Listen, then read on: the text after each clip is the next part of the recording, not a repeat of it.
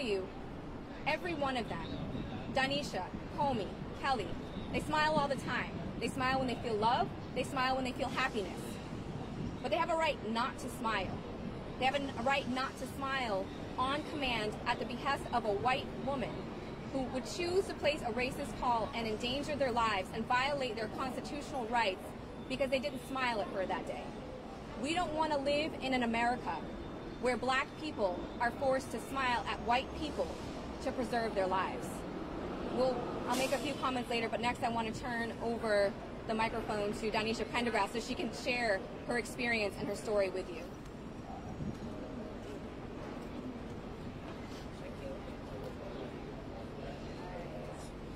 Greetings, everyone. Greetings. Yeah, greetings. Morning. My name is Doneisha Prendergast, and I'm representing today for the voices of the ones who are unable to tell their story.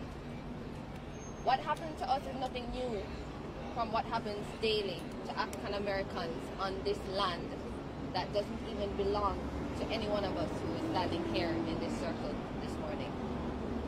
This morning we got a call from the Métis. This morning we got a message. We got a message from the Métis people to say that they stand with us in this fight. And I think that is very important to note because my ancestors were brought here on ships as slaves. And still today we reflect on that memory. Tomorrow makes 37 years since my grandfather transitioned from this physical plane. And the messages that he was speaking from that time are still so relevant today and into tomorrow. We don't need no more trouble. What we need is love. We're still weeping for the living, and we're still weeping for the dead. We're weeping for the struggle. I am not a fighter.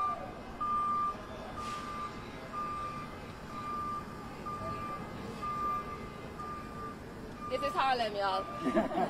It's real life, right? Every day.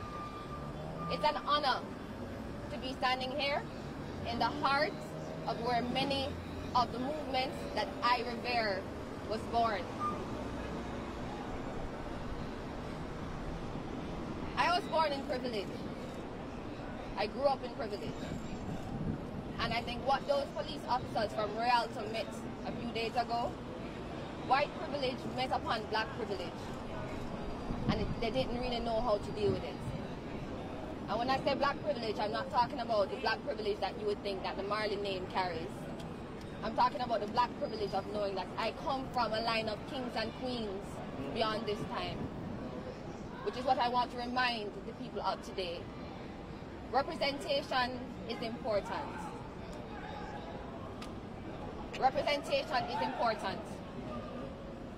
And I don't look like many people would want me to be. But the reality is, we are not as different as we think we are. And we have to continue to create safe spaces for everyone to understand that. Blood, black and white, we bleed the same color. What happened on that day, Monday the 30th of April, was wrong. Just because I am here living to tell this story doesn't make it any more right. Just because I wasn't bound and handcuffed against the ground, my blood is not running in the streets, doesn't make it any less violent. What happened to all of us is indignity. There was no respect and no honor. One Love is a song that the world loves to sing. But what I am challenging the world right now to do is make One Love into an action. Because One Love is action. The number one is not a singular number. It is collective. So let us see in these moments, we can find the grace and the space to have these hard conversations. Because what happened is that I almost died because somebody was afraid of me. But I'm not afraid of you. I just want to love. Doneisha, before you go up, Doneisha, can you tell us, it's been reported that you did not raise your hands when the police told you to raise your hands. Can you tell us about that and whether you feared for your safety? I grew up Rastafari. We don't have a lot of fear for the system. We see and acknowledge the system, and we try to create solutions and spaces for us to grow and create new models of coexistence. When the officer pointed and told us to put our hands up, I said no. I said no because I was not about to allow you to see me as a criminal on our first meeting. I said no because I have the right to be right. And you are wrong. In this moment, you're wrong. And in every instance that we could, we expressed to them that you're making a bad mistake right now. But there is no protocol for de-escalation in these moments. Protocol superseded humanity. And that is a problem. When the police chief says that his men handle things with respect in the field, what do you say? We're going to let... I'll let someone else speak. What would you like to see going forward happen at this point? We're going to answer some questions. Yeah, we'll answer some more questions in a little bit. Kelly. So my name is Kelly Fife Marshall.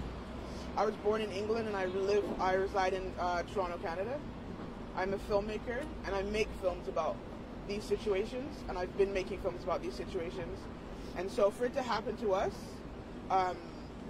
it was just a crazy moment. I feel like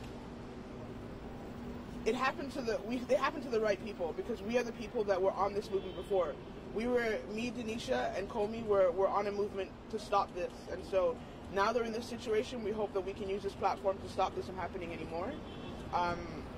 From the Waffle House, from what happened in the Waffle House, to what just happened in the Yale dorms, to all the things that are coming up, it's getting out of hand, and now it seems as a black person, you can't live. There's nothing you can do without being called on the cops because you're suspicious for doing whatever you're doing. We were coming out of our Airbnb. We had been volunteering for the last 2 days. We were going to LA to volunteer, and we were suspicious because we were taking hand luggage out of the Airbnb. We'd already been there for 2 days. And so, just to follow up with what Doneisha said, it's about just sharing love now. We just want to make sure that everyone is on the same page and we stop what's happening, because this is getting out of hand. And especially as Canadians coming here, a lot of people feel like this is just an American issue, and we coming here have to deal with it too, because when I'm here, I'm just black. You don't see that I'm British, you don't see I'm Jamaican, and you don't see that I'm Canadian. You just see a black woman.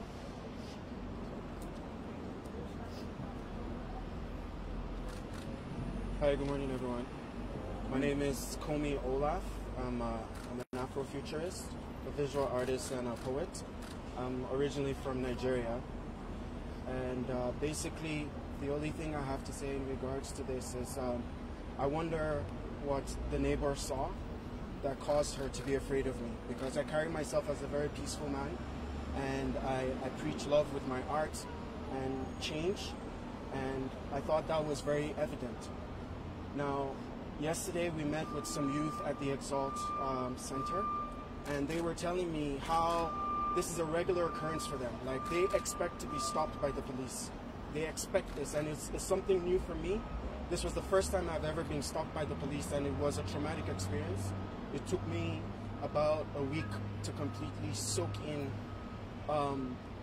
the narrow escape. So I hope that through all of this, we'll be able to find a resolution that prevents this from happening to people in the future.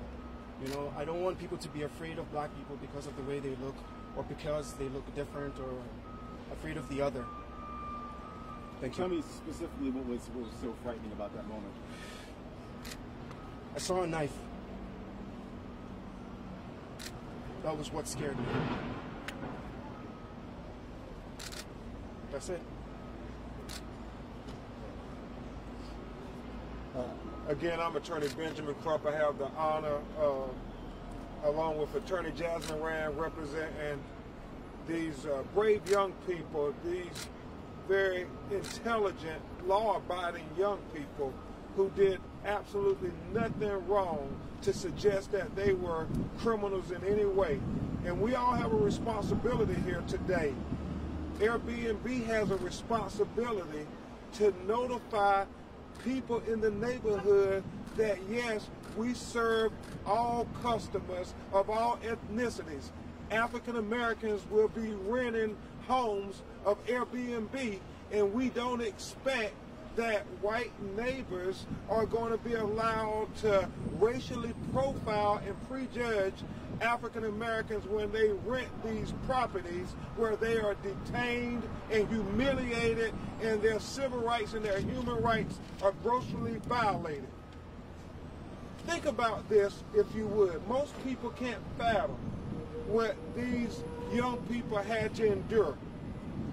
Because of the color of their skin, they had to prove that they were not guilty.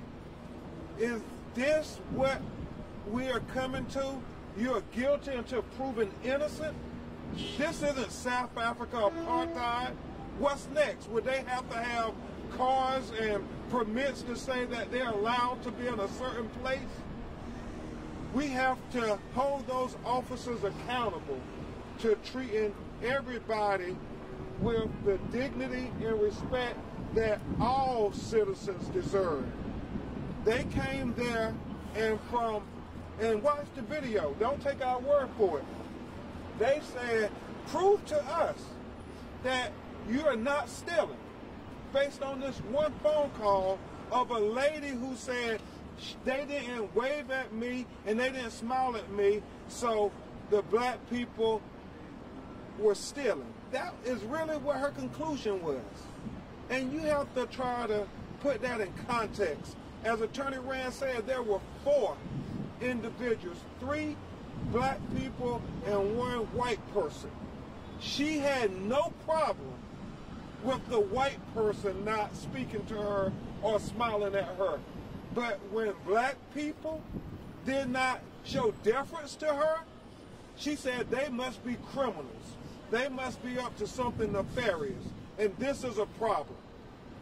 As Doneisha, Comey, and everybody pointed out, that they had no idea why 7 police cars rushed up on them and why a helicopter overhead was looking and directing attention to them, because they knew they had not broken any laws. And it comes down to the point that the police officers have really no reasonable, articulable suspicion to detain these young people for almost 45 minutes to prove their existence, to prove that they had a right to be in this space. That's the problem that we have, while the police would make them have to prove their innocence. In America, you're innocent until proven guilty. And the last point I would make before we answer questions is this here. As Attorney Rand told you, we did have the honor and the privilege of representing Trayvon Martin. And when you go back and listen to that 911 call from another person suspicious of a black body, I believe just because of the color of their skin, and you see the tragic end 6 years ago to unarmed Trayvon Benjamin Martin. And then you think about Jonathan Crawford in Ohio, Beaver Creek, Ohio.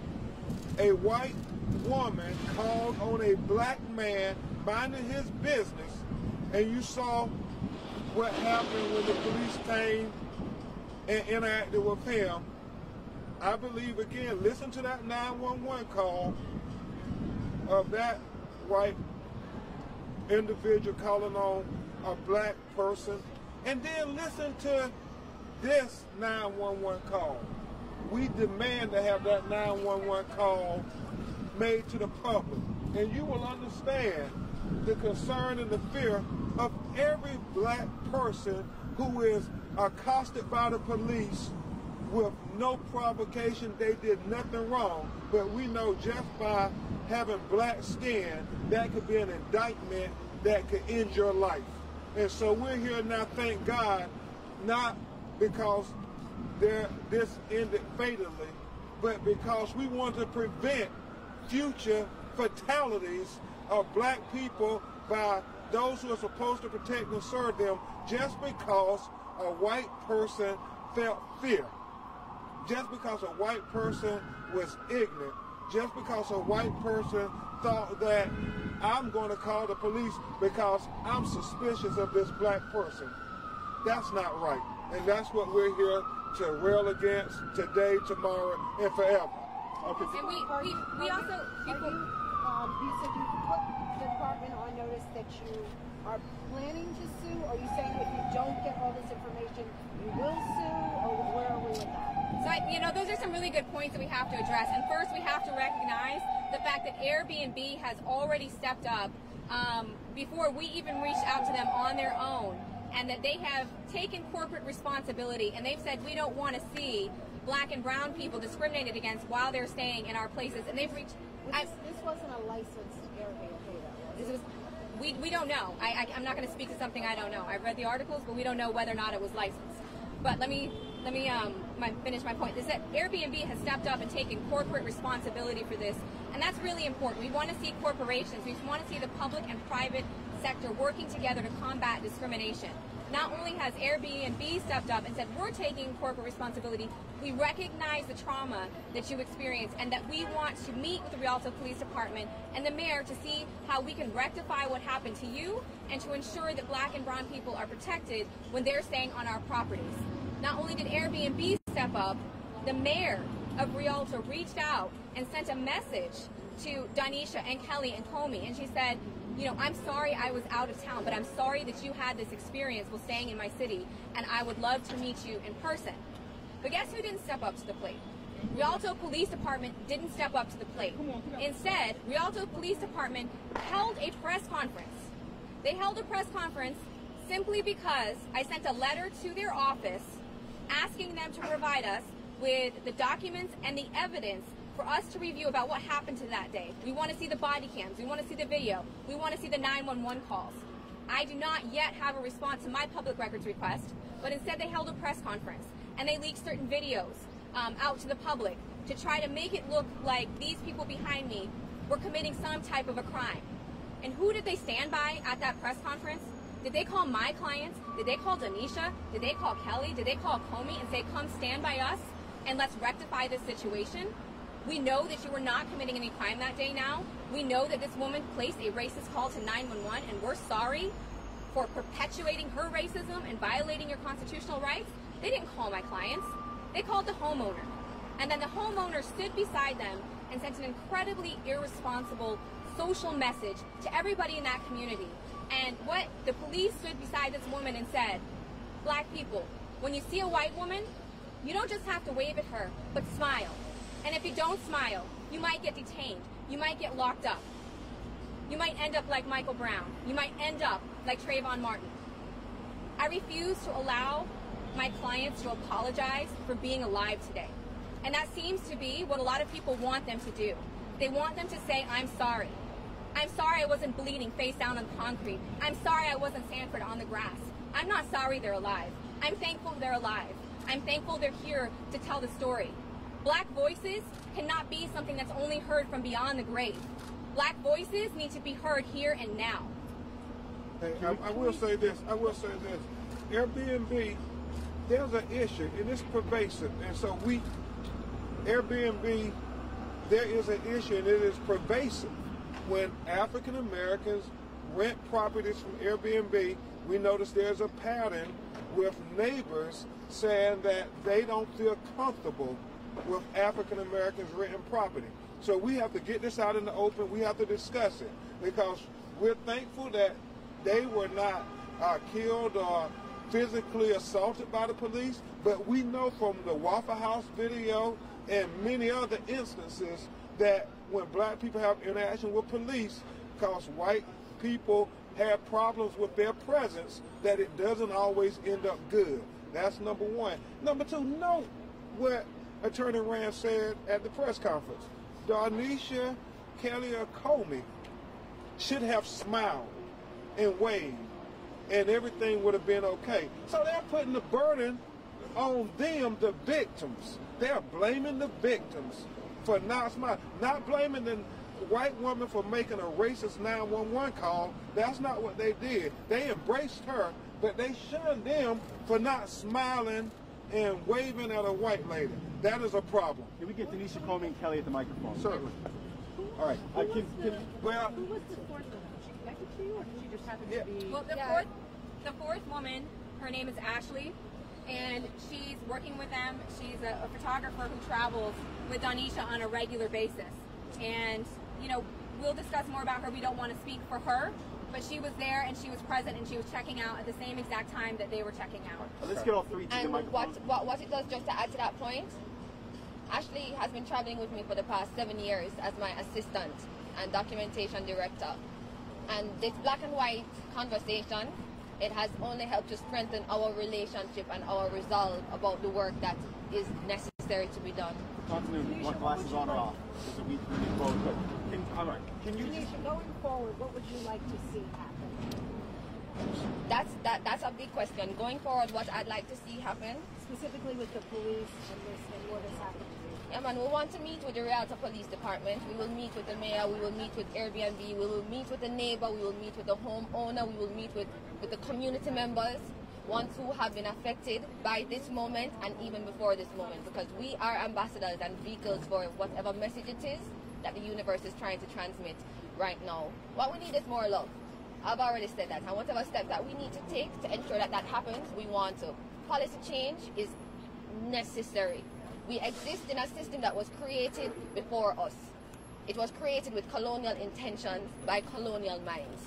When are we going to be brave enough to acknowledge this and to evolve from this place?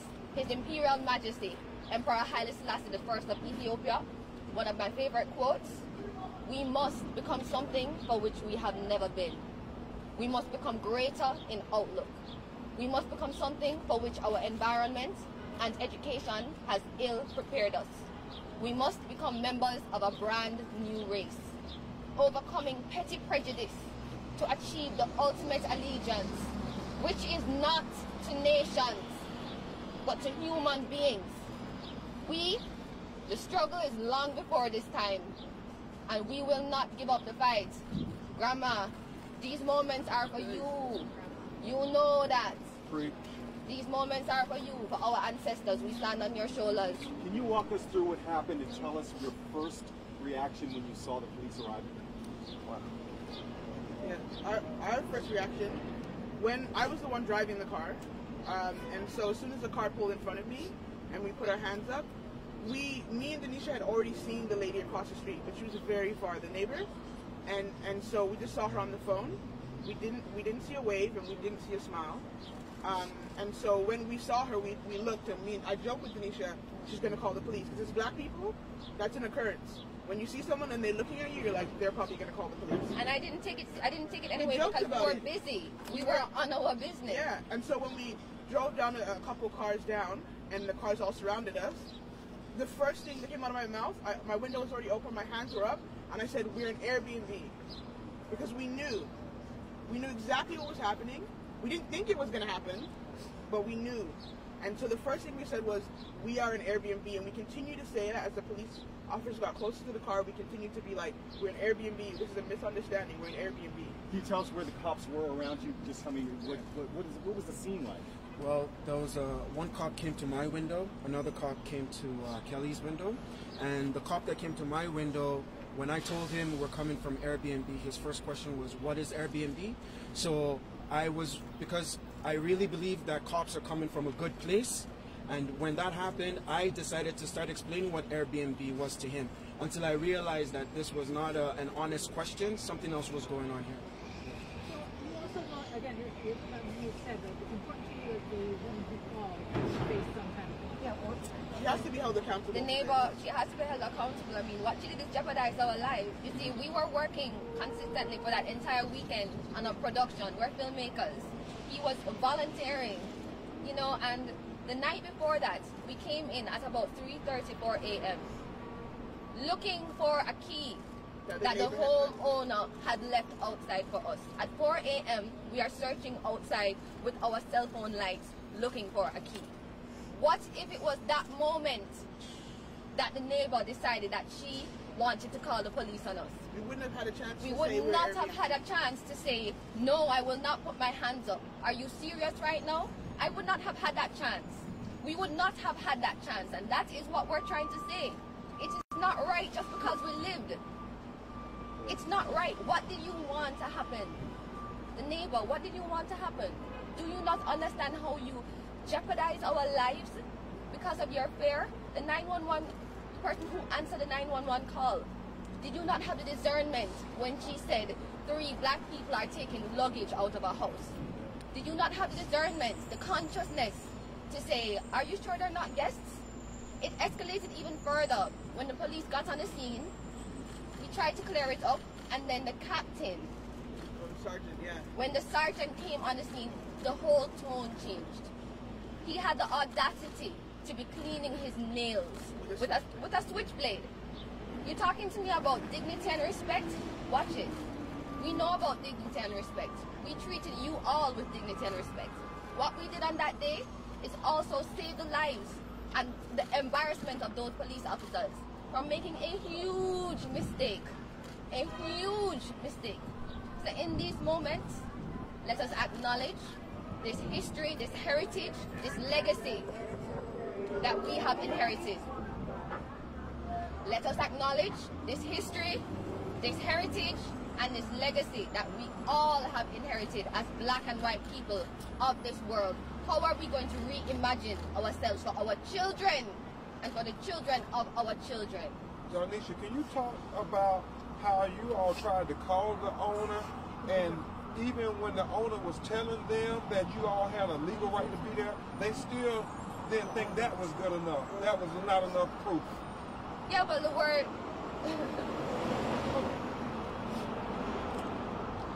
of a black person versus the word of a white person, I don't even need to explain it. Why is it that I have to say 1, 2, 3, 4, 5 times that we were guests, we were paying?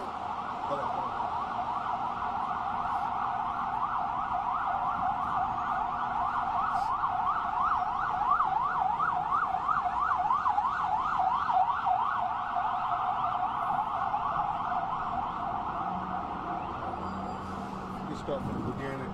She's just explaining how they had to prove to the police, they had to get the owner of the house on the phone, and even when they got her on the phone, that still wasn't good enough. The police said, we still have to verify this. Oh yeah. So when we showed them the reservation, we showed them the receipts, we showed them even the message that the owner had sent to us just minutes before, to say how beautiful the experience was. We were her first guests.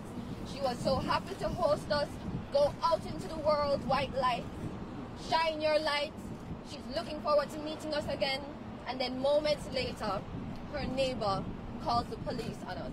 The police come down with no sound. Just lights. Like, I want to know what would have happened. You know, there's so many what ifs that I cannot not stand up in these moments and say something. But please explain to them how when y'all got the lady on the phone, they still said, we got to investigate this. Y'all can't leave yet. It's almost like... Even after the app, like we showed them the Airbnb app, it had the address, it had the lady's photo, it had the date, and the exact time that we were standing there, our checkout date and time. And they looked at the app and said, how do we know this is real? Like, these are police officers looking at an Airbnb app in this world, and they're saying, how do we know it's real? Because obviously we've made an app. In 2 minutes. In 2 minutes with this day and this time, and for this exact purpose, for when we steal from with hand luggage. Not full luggage, hand luggage. In terms of the lawsuit, where are you with that? You gave them notice that you're holding off on filing? There's been a lot of misinformation about a lawsuit. I just want to clear up the fact that there has been no lawsuit filed. Okay. What we are doing now is we've requested all of the documents, evidence, and information and placed them on notice of the possibility of future litigation. We want to investigate for ourselves exactly what happened that day and then determine from there how best to rectify that situation. Can you say and spell your first and last name? Could everybody, so we get Yes. it right? Thanks. My name is Jasmine Rand, JASMINERAND, and I'm an attorney with Rand Law LLC. An actual notice of claim, or you just told them We did not file a notice of claim, so it's a little bizarre that they chose to hold a press conference. We sent a notice of representation, a notice for them to preserve their evidence, and a request for public records. They're just names. Hold on. Go ahead. We were doing some interviews here. You want to state and spell your name? That's why Yes, we're can you here. just yeah. We're So doing my name is interviews. Kelly Fife Marshall. It's KELLYFYFFE. Yeah. Start again? Okay, so it's Kelly Fife Marshall.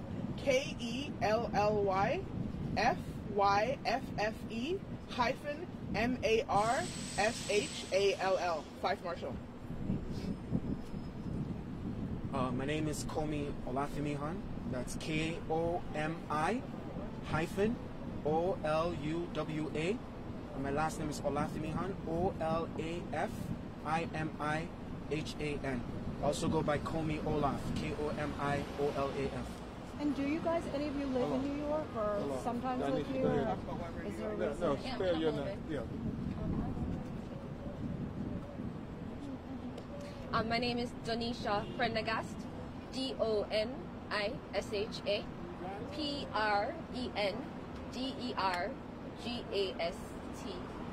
with a smiley face, because I signed my signature with a smiley face at the end ever since I was 13 years old.